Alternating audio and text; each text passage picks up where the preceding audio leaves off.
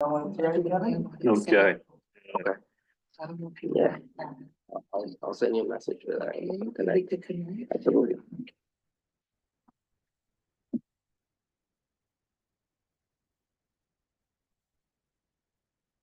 Right, we are live. All right. Thank you, Pat. Welcome, everybody, to the March Monroe County Land Bank Corporation meeting. We've got a few different agenda items today. Approval of our last month's meeting minutes. We'll talk about briefly about fiduciary statements for ABO, the LBI award, next steps, and then some committee reports regarding our policies. First, we'll do roll call. Kevin Purcell, chair here. Anna is not here. I think she might be here shortly. Amy is here. Orlando is here. Deborah is here. Bob Franklin is not going to be here today. And Celia is here. Okay, first thing, approval of the February 12th meeting minutes. Are there any corrections anybody had? Hearing none, may I have a motion to approve the meeting minutes? Seconded by Orlando. All in favor? Aye. Aye. Chairperson, can I jump in as well? Of course. So the minutes are correct as stated, but I did misspeak last week, so I want to bring that to your attention sorry. now. No, it's good, because the minutes are correct. So last week when we talked or last month, when we talked about the invoice for the New York State Land Bank Association, I had mentioned that the price had gone up from $1,500 to $2,000. And I said that was due to increased costs. That is incorrect. It has gone up because our 2025 budget includes funds of over $1 million. And so although we technically haven't spent anything or done anything, our budget for 2025 does indicate that we have $1.3 million, which puts us into tier 2 of the Land Bank Association's payment structure. They have tier 1, anything under $1 million, $1,500, anything over $1 million is $2,000. And then there's another tier that I believe is like 3 million or above. That is, I believe, 2,500. So just correcting myself so that way, you know, inflation is not the result of that increase. It is our success. Thank you, We'll Pat. take it. That's right. Okay, next item is, I don't think we have any announcements or communications here at the very top. Pat, anything there? Okay. Fiduciary statements for compliance with the authority's budget office. I know some of the board members were able to attend, including me, the ABO training earlier this month, or maybe it was late February.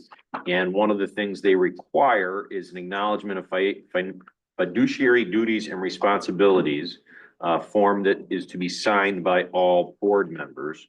I think we have hard copies that everybody should have one. So if you are comfortable filling it out today, that's great. Do not fill, is that for my one or a different one? Okay, just trying to make sure. Okay, all right, false alarm. Good, good, good.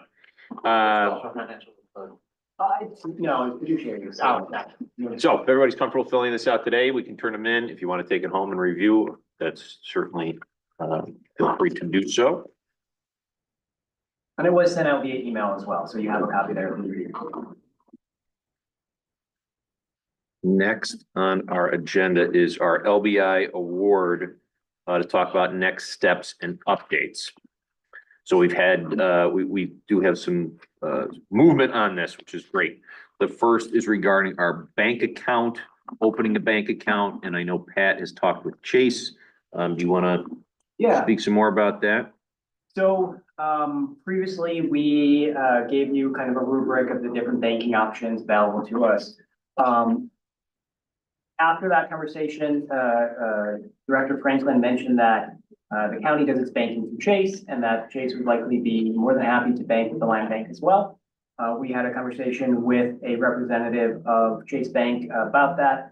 They said absolutely, and they indicated that because we are related to the Monroe County finances, we can roll up with them in terms of statements and other things. We will still, if we want to join them, let me be clear. If we want to join them and pursue banking with them, we can kind of have the best of both worlds in the sense that we have their professional abilities rolled up with Monroe County. We are able to still have our own individual account that we can log into to check what's going on.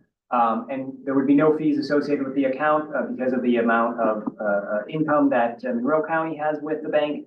That covers essentially all the fees. So that is probably our best option in terms of no fees, ease of ability to use and to roll into our accounting systems in the future if we would like to do so. So I'm suggesting that we move forward with them and open up an account. It makes the most sense. Our finance people are already trained on it and the relationship is good. So any other questions on that? Please, we can talk about this. My suggestion is not the law. Certainly seems to me, go ahead. No, I was just saying it makes sense. It's like it makes absolute sense. Yeah, no, I agree. I don't know if anybody has any other thoughts, but if not, I think we want to have an authorization from the board to allow you to move forward with setting up that account. Correct. Yeah.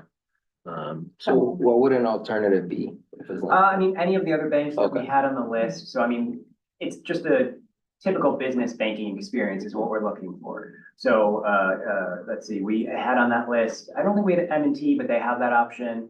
ESL had that option. We looked at the Genesee Co-op as well, down in the South Wedge. And I think that might be it. There was one other maybe. There's a whole list.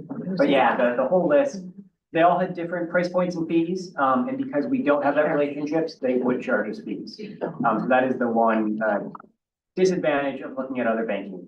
The one other thing I'll note is this is not a forever decision. Yeah. If we go with Chase in the interim, for whatever reason, decide we don't like it, or maybe become more distant from the county than we currently are in terms of relationships, we could explore another banking option. Cool. So, We also did look at, credit unions as well, ESL, other than the other one. We kind of looked at both, but all had fees. Sounds good. okay, Deb made a motion. Okay. Orlando seconds, all in favor of us moving forward with a Chase Bank account? Aye. All right, great. Next thing on, regarding our LBI and ability to accept this grant is insurance. And I know Pat has made, some strides here. We talked with, the original thought was to piggyback off of what the county's connections, but I think that we found there was a different agency that does a lot of work with land banks across the state with insurance. That might be a better option. Pat, you have some more details on that? yeah, so, it's not a different agency, it's a different office of the same Sorry. agency. So, the county's insurance is through Brown and Brown's Rochester office. The Syracuse office of Brown and Brown provides land banking insurance to, I believe, about 12 of the 29 land banks in New York State. And so the local office of Brown and Brown, when we first asked them to help us understand what this would look like, what it would cost, they started to do some research. I mentioned to them that I know that the Syracuse office of Brown and Brown does this for the Syracuse land bank, and maybe they can learn from them. They reached out to them and learned that they essentially have a whole kind of program set up that they can just offer to any land bank rather than have to be reinvented at each different insurance company. So they suggested that we connect with the Syracuse office. The local representative sat in on that call to help us understand what was going on and what Syracuse could offer. And so our understanding is that their program is pretty set. The things that we need, they have different insurance providers that make sense and are currently working with other land banks. So we've mentioned that we need B&O or directors and officers insurance. They can easily provide that. And many of these are also requirements for the land bank grant agreement that we need to get underway. B&O is not one of them. There is essentially general liability if we own any property, whether it's vacant or not. There is a policy through a company called Lee and Mason that they can provide for us that many other land banks use. And that's an interesting instrument or policy in that there is no fees until you have a property that you add to it, and it's self-reporting. It's not, they don't have to come out or do anything. And it just, as soon as you have inventory in stock, you add it, you let them know, you give them information on what that looks like, and they add it to your policy, and then there are fees associated with that. So the cost of the insurance can vary based on, you know, what properties you have, but it is economical in the sense that you're never paying for more than you need. So that is one option. And then the other thing that we need is crime policy, and Josh, feel free to jump in because Josh sat in on all these calls as well. That is another requirement for the land bank checklist agreement and also allows us to make sure that If there's any nefarious activities at our properties or with the board, we would be covered under that policy as well. We are still waiting on a quote because of that transition from the Rochester office to the Syracuse office. There was a delay of about a week between being able to meet with them. We have submitted forms for a proper quote. We understand with a very ballpark number that it should be under $10,000 for these various policies, but we don't know that for sure. So we can't make any decisions on insurance today. And once we have a full quote from them, what we will do is then reach out to other insurance companies and get at least 2 other quotes, which is currently our procurement policy would require us to do that. So that's what we're looking to do once we get more information. And the only thing the big thing that this does not include, which we will have to address in the future, are quotes for builders risk and contractors and workers' comp disability, to the extent we need those. If we have employees, we'll need workers' comp and disability. And to the extent that we are having work done, even if we are not doing the work ourselves, we'll have to decide whether our general contractor provides insurance with a markup or we get our own, which is fairly significant. Basically they said, you want contracting insurance, it's about $20,000 to $25,000 per project, which we will have to either filter in with negotiations with general contractors or budget that expense into any work we're doing if we're doing significant work on any homes. This is a matter of disclosure. I'm a licensed producer in New York State, so if you have quotes, happy to look at them. Excellent. I don't sell and I wouldn't sell here, but I'm knowledgeable on insurance. Okay. That's We great. will Thank tap you. into that if you don't mind. Mhm. Absolutely. In regards to the insurance that they would put on properties that we acquire, will they insure basically everything, land or any type of condition of the property? Yes, so, and Josh, please clarify if I misspeak, but, they understand that most of these properties are gonna be in pretty poor condition in the beginning. And so the assessment is what we provide to them to let them know kind of the condition. But, if there is a break-in and there's, physical damage to the building, that could potentially be covered depending on, deductibles and all those things that we may need to worry about. Full fire, so if for some reason something happens, that property will be insured for the value presently. So there's a difference between, the vacant structure and then a finished structure, that different insurance that can cover that. And Pat, you don't need anything from the board on this, correct? Not yet, we don't have enough to put to you to ask for a formal vote. Okay, the next topic under this LBI grant is authorized signatures, and I believe this is regarding who we are gonna authorize to sign, is that Yep. correct, Pat? That is correct, and so, you have in your packet this form, which is, kind of the checklist that we need for the LBI grant, which mirrors this, section of our, meeting today. So we're walking through that, and one of the things is the authorized signature form. This is just a requirement from New York State, who is going to be eligible from this body to request, payment when we need reimbursement for services. So right now, I envision myself as the point of contact, but not the final sign off or requester of funds. And so, 2 signatures is recommended. We can decide who that is. Logically, it would make sense to have potentially the chairperson and treasurer take on those responsibilities. But it really can be anyone from the board. So if we think that it should go to other people, I just need to know so I can fill this out. And because we're working as a board, I need to make sure that we run this by you before we do something. Didn't we authorize Kevin to sign last month? Thought we did. We authorized him to sign basic forms, yes, but this Okay. is slightly different. So I just want to make sure that we're comfortable with this. We should have 2 signatures. Yep. Maybe Kevin and someone from the finance team. Yeah, I think that makes sense, right? Yeah. It'll be you as the chair of the finance. Sure. And Yeah. so the responsibility of these people is simply to review the reimbursement requests that we would put together. We would submit them to the other signatories. They review, they ask questions if they find anything that is questionable or just, corrections. And then we get both of those people to sign off before we send the request to New York State. So pretty standard, but like I said, I want to make sure that we are comfortable with who those people are. And you're just reviewing them to make sure that we have complied with our own policies, correct? Yes. That's And, fine. numbers match, things like that. So- Right, that's fine.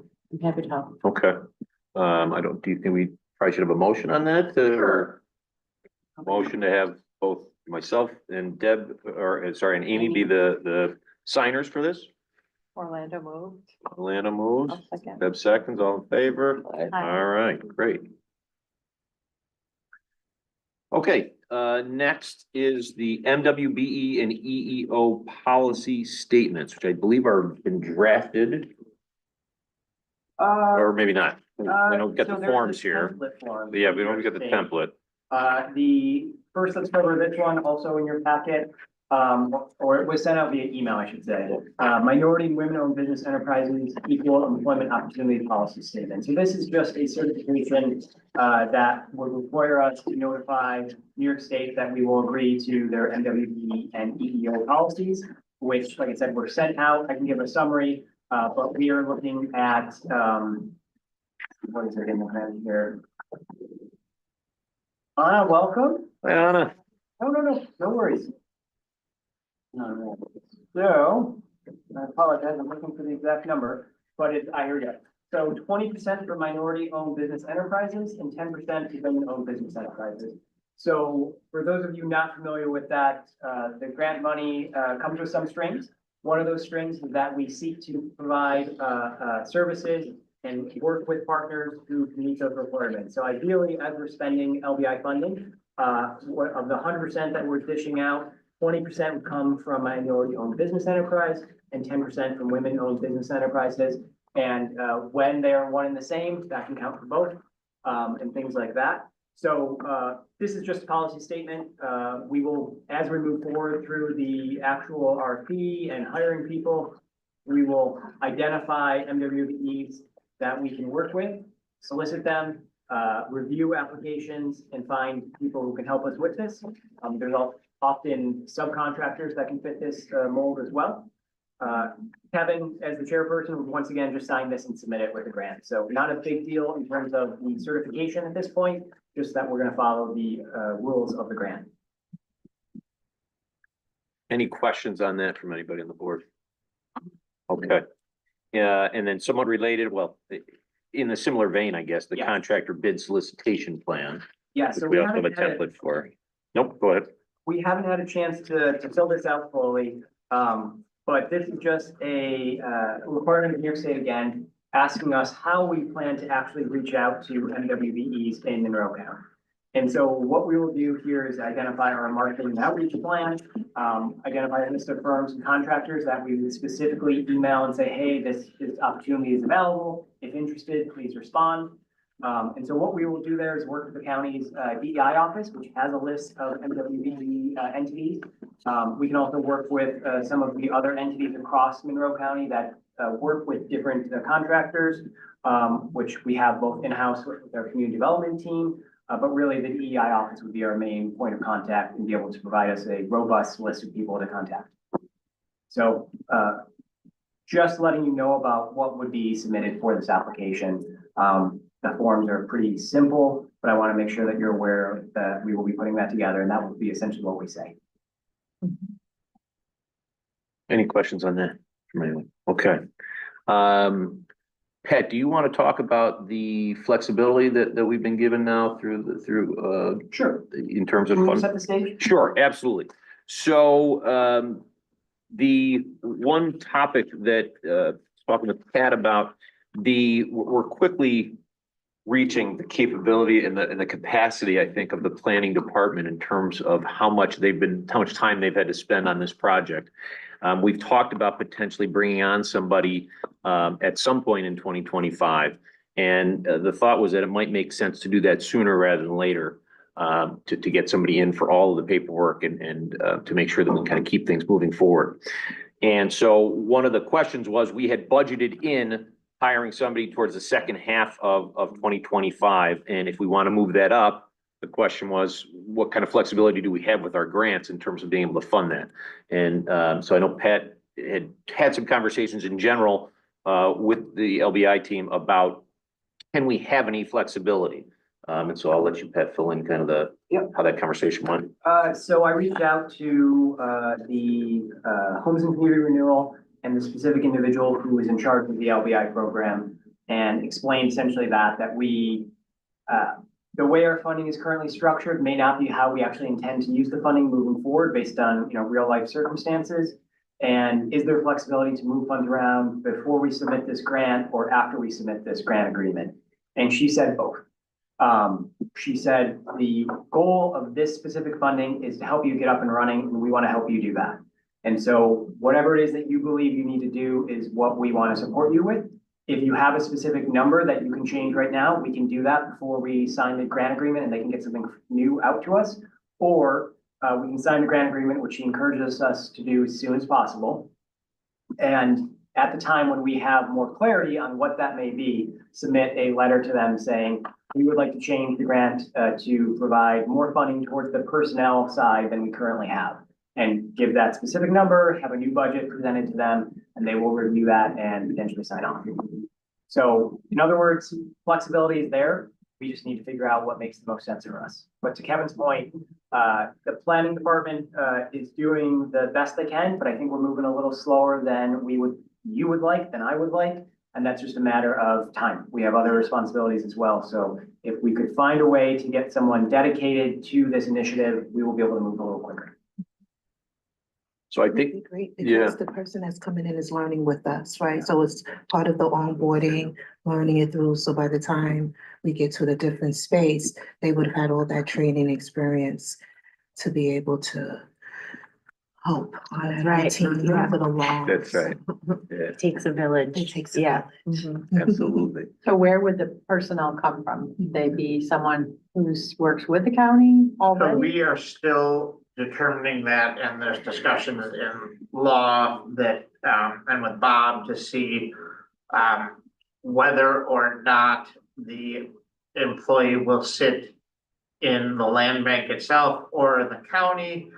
The big question is, if the employee is sitting in the county, the land bank could not reimburse the county for those expenses unless we expand the size of the board, because New York state law requires you have more independent directors than non-independent.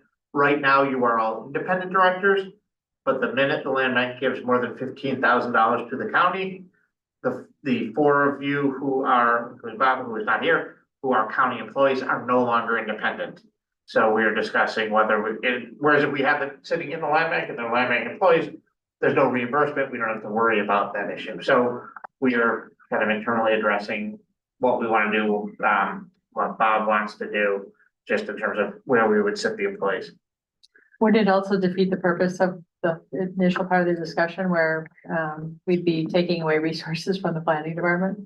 Well, so that if we can't go with reimbursement, then we might have to discuss whether the planning department isn't able to help as much, because we won't be able to say reimburse for Pat's time, for legal's time, and we need to go for outside work because I know that finance is gonna want time reimbursed by the land bank that's actually spent on this.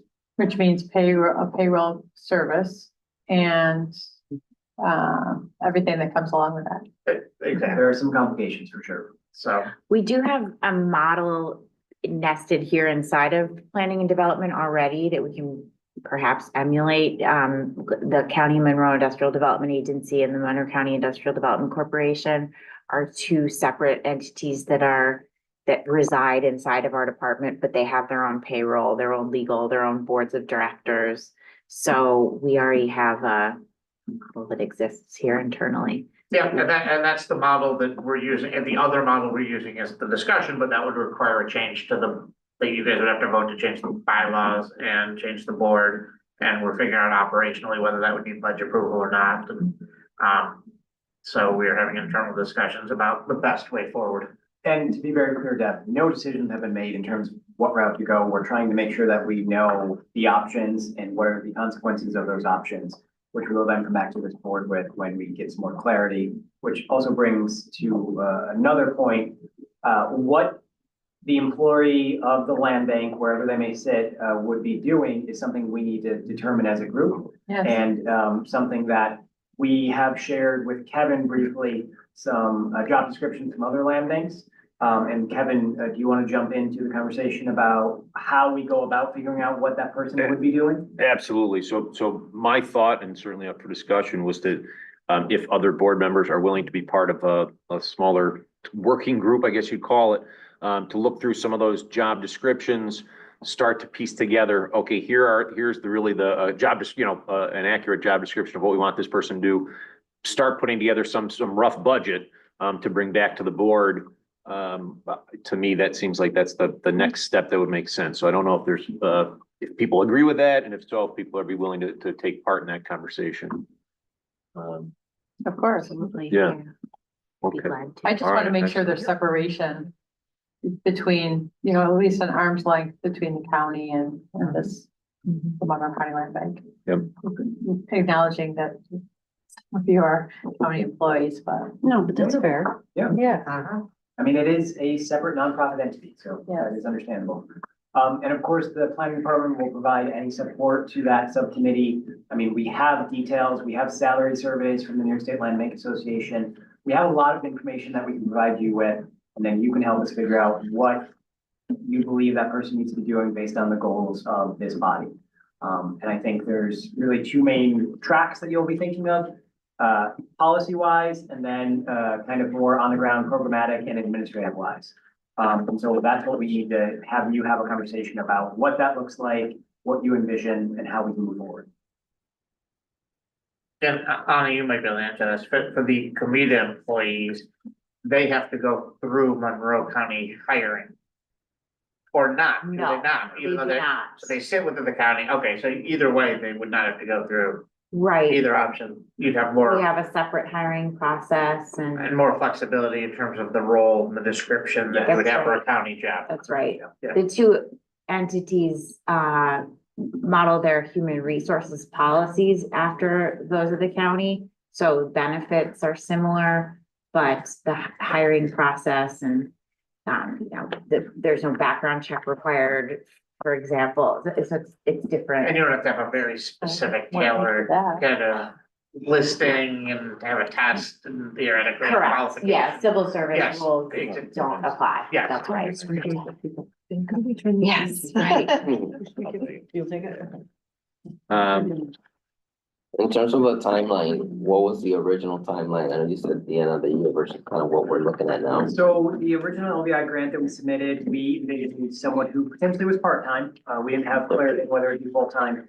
And later in 2025. So there wasn't a specificity on the time, but in my head and in what we wrote, we was really looking at third to fourth quarter. Okay. Because our original goal was to go through a strategic planning effort together, figure out exactly what we're gonna be doing, then inform what that position would be doing.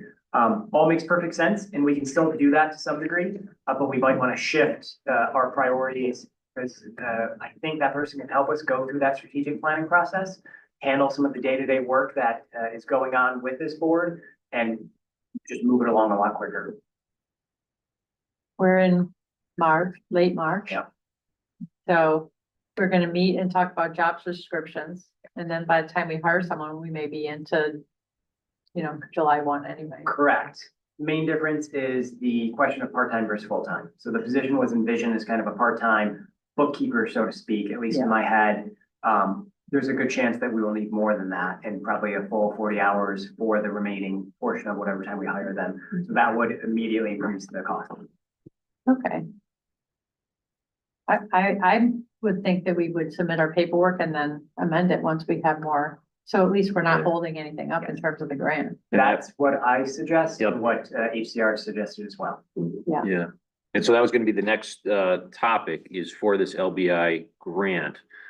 Is the board comfortable with authorizing, knowing that we've got a few other pieces to put in place here, the MWBE and EEO policy and the contractor bid solicitations to get those filled out. Once that is all done, is the board comfortable with approving today that I can sign that grant? Yeah. Yes. Okay, wonderful. You want to do a motion? Yeah, I was gonna say, so we'll do a motion. Anybody have a motion on approval of that? Second thing. Great, all in favor? I, All right, great. So we, of course, will keep everyone informed of when that's happening. So if that does happen before our next meeting, which is coming up relatively quickly because of the delay with this meeting, we will make sure everyone's aware, provide full documents for everyone, so that way you can review and see what's going on before we actually send that in, just in case there's any last minute things. Okay, all right. Now we will move on to committee reports. And so we all got together last month. I apologize that I had a last second issue that I was not able to be here for last month's board meeting. I know there was some discussion about the policies. Pat has very kindly put together in your packet red line versions of all the policies with the proposed changes. Do you think it makes sense to go through each policy here and see where we're at, Pat? Okay, And I can give a high level first and then we. that'd be great. So. Thank you. Let's do it by committee, and your materials, I believe, are sorted by committee, which governance should be the top, starting with code of ethics. High level, the only real point of contention on the governance form was what does the disclosure form that you may need to review and fill out? For county employees, we gave you a sample that we have to fill out. So really for Kevin, Orlando, Deb, this would be new to you. That is it looks like this. So this is what county employees have to fill out. It's a pretty typical disclosure form. I'm not going to go into the details. You can see that there are a lot of questions. That is really the only question with the governance policy, what you would need to provide. So I'll leave that to you so you can review and we can talk about it anytime. Moving on, and questions, I should apologize. I don't always pause. Please pause, help me pause so you can ask questions. Nope, that reflects my notes. Okay. So defense and indemnification policy, use my tongue. No issues with this one. So in theory, so I should say no issues because there are some minor typos that I believe Kevin caught. And so those are in-draft changes. We can get out a fresh copy to you. And that potentially could be adopted as soon as we do that. So I don't think there's anything further to discuss there, but please let me know if you disagree. I had the note that our role is director, and it looks like that's been added, right? Yep. Because it was member before. Yep.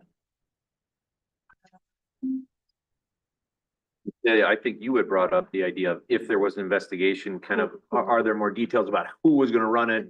How would that happen? And I don't know that that's been I necessarily, believe that's in the whistleblowers policy. That word is. oh, Yes, that's right. sorry, I apologize. I got two policies mixed together here. My fault. Yep, you are correct, that, sorry. I'm just trying to go through one at a Yep, time. yep, yep. It's a lot. Nope, my fault. The Office of Public Integrity, right? Right, we didn't know. Okay. right? And- Should be and I think that'll be delineated. speak into it. Apologies, I jumped ahead. It's okay. I think we can jump ahead to whistleblowers. So you have the track changes of the whistleblowers policy, a couple things there. So the first comment was under the fourth paragraph, complaint procedures. And it was a question of, should this go to the governance committee rather than the audit committee? This is a question that the board can decide and should decide. If you think that audit or governance is more appropriate than audit, that can make sense. The other note I made is that there's some discussion in that section about who someone feels comfortable going to, and maybe that the investigative body should be the body that someone went to. So in the event that they're not comfortable with governance or not comfortable with audit, and they go to finance, it could be kind of that home body. So this is something we need to work out. I'd like to have either discussion today or over email to figure that out, and then we'll get a clean policy out to you before next meeting. One little thing to add, I think, which Polly might have brought up last week, which is that we don't have in the current. If the chairperson of the land bank board is the same as the chairperson of that committee, it should go to someone else on that committee or the other, or maybe you switch to a different committee. But the idea is, if they want to avoid the chairperson, they shouldn't, and they're on that committee, they shouldn't have to go to them. Right. Meet the old boss, there's the new boss. Exactly. However that goes, yeah, right. Yes. And one other thing that we need to make sure that we clarify in all of these policies is sometimes it references an executive director. We don't currently have one. We don't currently plan to have one in the short term. So we should probably find a way to make sure that the language reads executive director or chairperson, something like that. We'll have to wordsmith it to make sure it's clean. Well, I guess that brings up a question. If you had an executive director, would you rather the executive director Cause there are ways for it. You could say the executive director. Or in the event there is no executive director, the chairperson. Or would you rather things go to the board? So. In all cases, or the chairperson, and avoid the executive director, and that's kind of a choice you have to make. I mean, the alternative is you could kind of put. To the chairperson of the board, and then we change them if and when we hire an executive director. And move in that direction, so. But that's for you guys, as where you'd like to have things filtered through. And just for reference, these are models from other land banks for the most part. So the language that you see is generally how other land banks do it. Doesn't mean it's right for us, but just as a reference, the reason it says director in many situations is because either they have directors or they envisioned having one. So that's just something to be aware of. I'd say chairperson, I mean, that unless we gonna hire an ED this And then at year, that point, you can change it. yeah. Yeah, the only concern with that, I think you're right, Orlando. The only concern is that we then have to go through this process again to change it, which may not be an issue for, many years. But based on the experience with these policies, the more we can bake in now, I think the better off we'll be. Agreed. Fair enough. But that does raise the question then that you'd have to decide is, if you have an executive director, Who do you want? who do you want in Who's the charge? default, Yeah, right. who's the default, Right. the chairperson or the executive director? And some of these are situational as well. Yeah. There are some matters that have to come to the board, like purchases and things like that. And then there's administrative kind of staff related issues that might be more pertinent for the executive director. Can you do either or? Essentially, The either or though is, if you just do a blanket either or. Then it's a true either or, and if you have both, you end up with a theoretical conflict. Whereas if you do a model where, if there's an executive director, it goes to them, if not to the chairperson. Yeah. But the problem is, if you wanna keep it in the chairperson's hands, you gotta decide that now. well, I mean, you can always change the bylaws down, the procedures, if you don't like to go into the executive director. I think there are places where it makes sense to be that executive director in lieu of the chair or opposite, but the situation where we have an executive director mentioned, if not chairperson. There are other places where it's just should stay chairperson because we want it to come to this body. So we can, if you have specific thoughts on that, we'll take them. What we can do is provide you with a cleaned up versions of all of these with that language spelled out. Where we believe it's more important for the chairperson to be that point of contact, we will identify that as well. So what I will print when we get these done, I will give you new track changes copies so you can see the actual changes again, and move forward with that.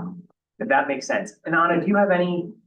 I was just thinking the chair should be, in terms of hierarchy, the chair is the voice of the land bank and is the land bank with the board, flanking the chair. And the executive director should be, I don't think second in command is the right way to put it. They work under the They board work, and the yeah, chair, they answer to the board and to the chair, so there should be some sort of an org Org chart chart. or flow chart. But that's, I think, redundant to what you were just saying. But if No, we don't have one, why even go down that path, right? Why do something that we don't have in place? We don't have an executive director and why not just go with a chairperson and make less trouble? Update in when your path. necessary. Then, Right. if we hired an executive director, then We kind of needed at to that do point, that. Yeah. relook at policies. But then just put a note somewhere that if and when we hire an executive director. Remember revisit these policies. to do all that? Yep. And do you think that's feasible, we're gonna have an executive director? I don't think anytime soon, to be honest. I think it's more important to have a more programmatic individual to staff us and have this board be the policy individual, so to speak. Well, I mean, if that's the case, then have it be the chairperson and or executive director if it exists. I mean, if this board is comfortable with just listing the chairperson and then we worry about the ED position in the future, that's fine by me. I mean, it makes it easier for us, to be honest. We would just, to make any changes, we would have to reconvene our governance committee and make adjustments. Yep. Yep. And And that's most- as simple as scheduling a meeting. Right. Yeah, and some of these policies do require you to review them annually, not all of them. So, I mean, it could just come up and, we're planning to hire an ED, let's change this Right. policy. Yeah, I was gonna say, that's the role of the governance committee. We're supposed to keep everything fresh, so. Right, it's a living, breathing document. If that works, that's fine by me. Right, I mean, it certainly makes it a little bit easier in terms of drafting today, not having to make some of those either or make if choices, then, yeah. right? So I think then for the whistleblowers, the question becomes, do we think it should go to the audit committee or the governance committee if and then are any more details in terms of how that investigation would happen? And I don't know if you, those of you that are with the county, perhaps have some Well, we have. our background on office that. of- Like, it's like a standalone, right? So it's like we have OPI that would come in on the whistleblower and, you know, different ways they could do it. They could fill out the form on the website, they can call their office. And then they commence their investigation in that way. So it's Got a. a whole team of people that Impartial that take care of that. Okay. I don't think we've got access to OPI. So I don't know if we want to spell out any more details in terms of And I how think, the. you know, like, I didn't know if it would be like an addendum or an attachment to the policy or something that we would have as a standalone, just related to process and what that will look like. And I don't know if other land banks might have something that we could look at around, you know, when they do receive a whistleblower complaint, like outside of who, gets contacted first, rather the chair and the committee, but what does that process entail? And we don't have to belabor it, but maybe just something that we can template out to ensure that we're just making sure we're hitting all the right spots when it comes to that investigation process, if that makes sense. Hoping to never see one, but. Yeah, right, exactly. Hopefully this is all But- theoretical. We do, like, what would that process look like? Because we kind of be like baptism by fire, we're trying to figure it out. And I have not seen on the ones I've looked at, I can continue to look to see if there are processes in other land banks. I'm hesitant to put in something super formal with lots of dates because then it poses a burden on you guys to, you know, if something does happen to meet on a very time sensitive schedule, that might be difficult, given you're all volunteering your time. But I will look to see if other land banks have general processes. And I think to Thalia's point, we could add a clause to this that simply says, the investigative process will be defined or however we want to do it by the audit committee and ratified by the full board. And then it is clear who has the role to do that, but the whole board needs to agree to it. So that way there's never sort of any issue that if a minority of the board has specific reasons to change investigative procedures, they can't do that. They still have to get the full board sign off. So we don't necessarily need to create that policy that Talia's mentioning right now, but we would know who would, and the audit committee does have, in theory, less work than some of the other committees. Yeah. And so they could kind of pick up that slack and do so. And then when there, God forbid, there is an investigation, they also are the one who does it as well. That seems Makes perfect plausible. sense. Yeah, that- I agree, audit is a natural home. Okay. Is there a reason why the Office of Public Integrity would not be able to perform the investigatory work? It's a separate agency that, I mean, this is a separate nonprofit that's not part of the county. I don't. That's why. structurally, I so- just thought because, you know, if we're accepting funds from the county and there is this dotted line relationship. That would would we be the consider- contractual relationship between the county's audit, but not a whistleblower I of, see, you know what I mean? Like, yeah. the county will have its rights to audit based on the Oh, contract between the county and the land bank, any contract. But that's, you know, for like the contract for giving the funds, but that's different than the internal whistleblower. Right, Like, cause the county doesn't care. I mean, I don't mean this, well, Yeah. but like the county has no legal authority or vested interest if there's a sexual harassment claim within the land bank or Okay. something like that, or somebody, you know, misappropriates $1,000. That's not County the county's USA, interest, not us. that's the land banks. okay, Right? that makes sense. I think what you propose makes sense and definitely within the scope of the size of our. Right. So then we'll make those changes, get clean copies out to the board, ideally before our next meeting. But it is a week less, so we'll see if that can be done. so that is everything from governance. Any other questions on governance before we move on? No? No, Okay. So the next committee that reviewed policy was finance. You reviewed internal control, procurement policy, travel, and, goodness, I'm forgetting the name. Travel and discretionary funds, thank you. Internal control had a very brief note regarding the very last page, page 3, the annual review. And I believe it was relating to the audit committee. Should the audit committee review this portion of the policy before it is put in place? Which is kind of the annual review section about how we actually review the audit committee's real work they will be doing. I think that makes sense. I don't believe that we have an audit committee yet. Gosh, you. Didn't we appoint one? No, but that goes to, you know, we want the audit committee to also handle this, and we need to. Yep. Give a second reason to form it. So the question is, do we want to form an audit committee, which we will need to do, we're required to do so. And 2, do we have the desire to do that before we actually review this policy, or do we want to review this policy and then let the audit committee take a look at it? We have an audit committee. yeah, We do? we established an audit committee, we just haven't, there were no policies to review. Okay, that's right. I'm Right. looking through my notes here in terms of who it was that, I believe I'm it on was- the audit. Yeah, Orlando, it was on You're the chair. and myself. I'm like. Thank you. there we go. Kind of. Yeah. I'm sorry, I apologize. The audit committee has not met yet because we didn't have anything to review. Yeah, Correct. That's right. So Orlando, Anna, and and Deb. Deb, Deb? Yeah. So with that, I will put it to the audit committee. Do you want to review this policy before we adopt it as a full board? Yeah. Okay.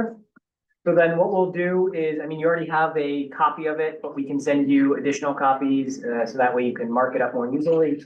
I would have them review the whistleblower policy too, because they are Investigating, yep, implicated in that, so. Yep.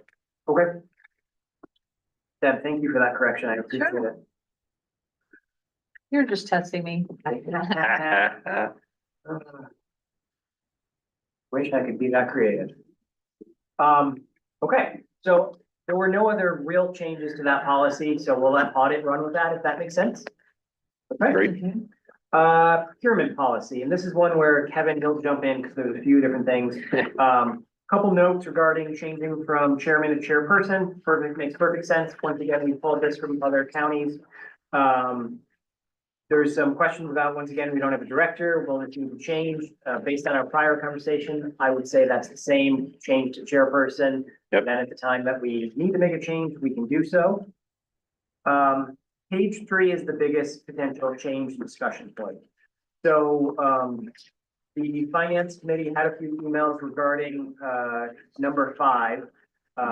Regarding the requirement for the lowest responsible proposal, the quote shall be awarded. Amy Grandy, based on conversations she had with someone from Livingston County Land Bank, was recommended a best value policy. And I may have mixed things up here, Kevin, so please jump in, because you had the conversation, I did not. Well, and this really flows from Bob and Amy when we met together. The idea was, the language that was originally in here seemed to give us less flexibility. And the idea was, can we draft language that will give us a little bit more ability to have that flexibility? And Bob had pulled some language from some other work through the county that was more general. Then Amy met with the other, she had a directors meeting, I believe, and there was some folks from other land banks. And so she talked with them, pulled this language. She had sent it over. I thought it looked good. It got copied and pasted in here today, but then Amy showed up today and said, oh, no, I like your language. We should just add to it. So there's a little bit of confusion about how that language will land. The other issue is that Bob, who I know is very busy and I believe is out of town at the moment, we did not get feedback from him on these changes, and I think it probably would make sense to have him weigh in.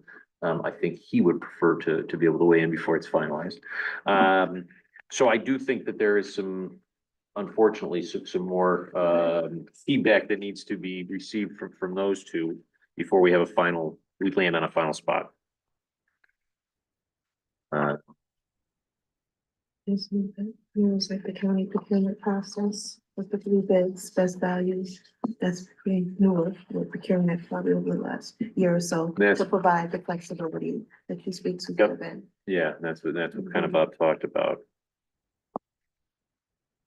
I think Bob should review that. Yeah, I do think that makes sense. So with that, we will clarify with Amy what the actual change she wanted to see. We will get a new copy marked up for everyone to review, send back out to the whole board. There's no point in having it go just to committees at this point. And then have some exchange there. If there is any need to have that, the finance committee specifically review anything in detail, we can ask them to do so. And ideally, let's try to keep making progress before the next meeting, so maybe we can get some of these policies adopted. With that, I can move on to, if there are no other questions on the procurement policy, we can move on to the travel and discretionary funds policy. So, couple comments here. The first is section 3, prior approval. Should this, so we have executive director in there. Should we switch to chairperson, finance committee chairperson? Open question. It is the question is, any expenditure of discretionary funds in excess of $50 and all official travel for which a reimbursement will be sought shall be approved by the executive director prior to such expenditure and shall fall within the land bank's current allocations. So two things. One, we need money in the budget to be able to provide for it. So that's what that second clause is. First clause is we just need to get approval by someone to spend over $50 for official travel. So really, that's probably out of the area travel. I mean, mileage rates would apply for, typical in-county travel. So I don't think that would be an issue. This would be something that someone is planning and doing. So although $50 is low, I think that's an appropriate amount, so to speak. So really, it's something we could bring to the board every month. Or if we think that that dollar value is so low that we don't care and we want it to be handled by staff or an administrative level thing, we could do so. That is up for you to decide. And what do you envision? That this is like, somebody going to Albany for a conference Yes. on the land bank, Yep. which theoretically would be approved Yep. and, and everyone would know about, and you guys would probably know, even if it went to an executive director. That's exactly right. And I mean, in theory, the executive director would approve it and then bring it to the board at the next meeting. I think the purpose of having it be the executive director, chairperson, whoever it may be, is that in the event someone needs to move quicker, there is the ability to do so and not have to wait for a board meeting to approve that. What about the finance chair? That is listed as a question here, so yeah. Yeah, that Could could be. do either or also in case, Yeah. It pops out of town and. Right. right. Kevin, In my experience, sometimes it's good to have that flexibility in case someone is out of the office, you have Right. signature Life happens. response, right, Yeah. from another individual. So chairperson or finance committee chair? Mhm. Yeah. Does that sound good?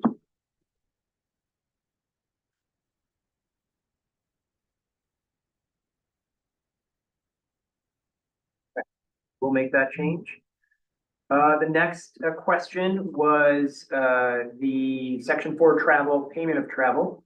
And someone suggested that we identify the government services agency limits for reimbursement, and then Bob suggested that we look at the county's language. I did so, and I pulled in that blue sentence, kind of blue, whatever color you want to think there. But really just inserting it, and it might be not the most eloquent insert, but I think it works. The land bank will use federal per diem rates established by location, which are updated yearly and can be found at the following website. Here's the website. That is a verbatim cut and paste from the county. And Bob's point on this was just that sometimes they see people come in, consultants, for instance, who are used to staying at, if they go to Boston, New York, the price they're gonna pay is pretty expensive. When you come to Rochester, if you paid the same amount, you're gonna stay at the Strath Allen, maybe, let's say, right? There's no reason to have people doing that kind of thing, and I certainly think that makes sense. no, and you have to have a basis for the mileage, so I think that's Yep. gotta be included. Provides all of that. Yep. There were no other specific comments on this policy, so if everyone is okay with those two minor changes, once again, we can get a clean copy out to the board. And then, that one, we might actually be able to adopt next meeting. I think we have 2 or 3 that are there. Yep, with minor changes. thank you so much. All your work on that, I Pat. don't think we're gonna adopt them all. to this meeting. I hope I like that. There's a good attitude. Okay, that is the last of our committee reports. Other business, I don't think we have any other business, to speak up unless anybody on the board has anything to bring up. I have a question. I took that course. Do we need to publish our committee meeting minutes? That's a good question, and that was something that I actually raised as well, which was, do our committee meetings, I thought I had heard in there that there was a suggestion that they should be open meetings. Yeah. Following open meetings law, having to be streamed, everything that we're doing for this board meeting. I don't know if we know any answers, if that is in fact required or not. Anna, can you tell us about the committee meeting? Certainly, yes. Comita committee meetings we post for them publicly on our website. And technically they are open to the public, although rarely anyone, if any time, does anyone attend, and besides the committee members, and we do publish the minutes. So I That's think what I was that thinking. answers We our should question. publish our minutes. And there was recent OPM updates on open meetings law. Yeah, so there is guidance from the Authorities and Budget Office, which we didn't print for you, but we do hope to email out to you. That is what Josh is referencing. March fifth, I think it was. Yeah, it's very a couple recent. weeks ago. And did you go, it wasn't, I read through that, and to me, and it might just be that I'm just not very savvy, but it still didn't seem completely clear to me whether or not those meetings, I thought I saw something about it should. Well, yeah. And I wasn't sure if it should, if that means it has to be, or what that, It's, yeah, it's right. you know, and Probably the I lawyer. was dealing with that at the airport authority yesterday, that, you know, that we need to start moving. Everyone seems to agree that we need to start moving in the direction. If you haven't done it, it's not a problem, but like, that these Walk things the should all Plan on doing be it. zoomed. Yeah. And there should be a plan to get them kind of all up there, Yep, cut. Oh, streaming. yeah, we have, Comita also has a YouTube channel, so everything's streamed on YouTube, I Yeah. should add. Actually, this equipment here is all purchased by Comita for our very Excellent. streaming needs and can probably be borrowed by the land bank. We And then thank Comida. someone told me that like a lot of them, there's a Zoom, so the participants, if you're not here, the participants can Zoom. But then it's You need- cast to YouTube, so people watching see it on YouTube, but the participants are some, now, you might do it differently, so that the people watching can't, you know, necessarily accidentally participate in the meeting. That's right. We have a YouTube live stream similar to the county legislature, so you can watch live, but the participants are all given the private Zoom link. There's another question, which is, are you having these meetings, the committee meetings, have you been having them in person? There's only been two that I'm aware of, and I don't know. They were done via Zoom Teams. Well, so there's. They were not done in person. There's a question that maybe we should look at the bylaws, maybe we should discuss online, whether or not this new guidance requires or gonna be enforcing that to have a quorum, you have to be in person and but you can vote if you are streaming with camera And quorum in person. but the quorum has to be in person, so. That's We didn't have another any thing votes. we abide by with Comita and FCIDC, sorry. We didn't have any votes at our meeting. That's right. We did not have any votes at either one of them, but, We could certainly, Come up with- no, So we then if you would were have to. performing any official business, then it wasn't technically an official. It's policy. Based on this guidance, it does Right. sound like we should have, and we can work on this. I think Deb's question is a good one and something we need to figure out. But I do think we potentially need to have the ability to offer the meetings publicly via Zoom as you do through your committee meetings. We can offer the space again. We have other spaces as well. So in the event that we need to do so, we can figure that out. And Josh and I will dial into does there need to be an in-person quorum for those committee meetings, all that type of little detail. So that way we can best advise you moving forward. These committee meetings are publicly available. This is being live streamed on YouTube, and then there is a recording posted there as well. It's under the county legislature or county government platform. So we are in compliance there. There's no issues. And we do have the ability for people to attend, both physically and via Zoom if they request to do so. We have not had anyone request to do so yet. I took notes at our meeting. We could have minutes easily. If you want to provide them to us, we can happily upload them to the website. I mean, that's up to you, but Yeah. at least we would be In the spirit complying. of That's what I compliance. heard from Yep. that meeting was Yep. we need to have minutes. Yeah, And what Okay. about Pacer? Who does that? Pacer? Said that we have to report things in Pacer. Oh, Paris. Paris, I'm sorry. That is currently us. Pacer's the legal. Yeah. that's right, that's right. That is currently us. So ABO and Paris are essentially two parts of the same system. ABO is the authority's budget office. Paris is the reporting system. So we have already logged in and created an account. And with that, we have uploaded our 2025 budget. We've uploaded information on who the board of directors are. We will upload these fiduciary statements if you sign them and return them to us. And then there are other reporting requirements that we have documented out and will have to do. And luckily, we are not the only kind of entity in the planning department who has to do so. So we do have some people from Comida that we can tap into for experience if there are any questions. And Want to make sure we're compliant. theoretically, that would be a duty of the employee. Yes. If they want to hire them. Yes, in my perfect world, the new employee would tackle that, take it on, create the exact reporting schedule we need. You would review it, you would work with them, and they would be the ones uploading that information.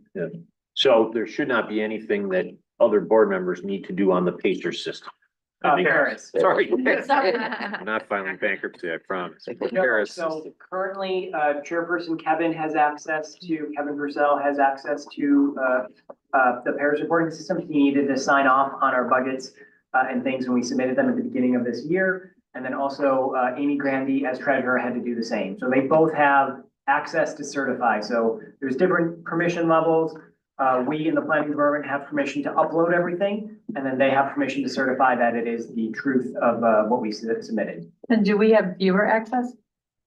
I don't know, there's different permission levels, and I do have a handout that I can provide to you if you'd like to, if we I want to just figure have that to go out. back and look at my notes. Okay, see Yeah. what's But there. we can provide whatever the permissions that are allowed, we can provide to anyone. It's easy to do. Yeah, I'm happy with viewer access and not upload access.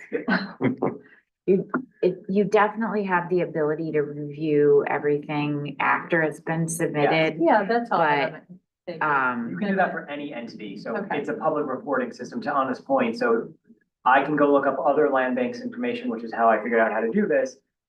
So there is a way to review after the fact of what are their documents up there? What policies do they have? Do they have all their fiduciaries? Like all the little pieces that you're required to submit, you can review those for any entity that's a public body in your state. Perfect. That's all I was looking for was, But there might be a specific member Monitor viewer, and if so, we can provide that to you. And I think you can also share login information, like my Paris login information for Comida and MCIDC is pretty generic. As the admin, not that, you know, it's good cybersecurity practice to share usernames and logins, but, you know, in the circle of trust. I don't We are think- in a public meeting. Yeah, right. Okay. All right, a motion to adjourn. so moved. Deb? Orlando, everybody in favor? All right, thank you so much for everybody for attending. Just a reminder, our next meeting is Back April on 9th April at 9th. 4 PM. We will work furiously to try to get everything done for that meeting. I hope not to move it because I know that is a hardship on everyone here to try to rearrange their schedules and make things happen. So we will do our best to keep that. And Pat and Lisa, thank you so much for everything, getting us all organized. Really appreciate it. Thank you. And so this is for, I don't know if you, for AV, for the. For ABO. Yep. May I borrow? Of course Thank you can. I like these pens. Are great. I just thought I'd be particular about the pen I use. That's. All right. You get to a certain. Oh, point in your professional life. I guess. That's it. Orlando, great. Good seeing you. Appreciate it, actually. Thank you.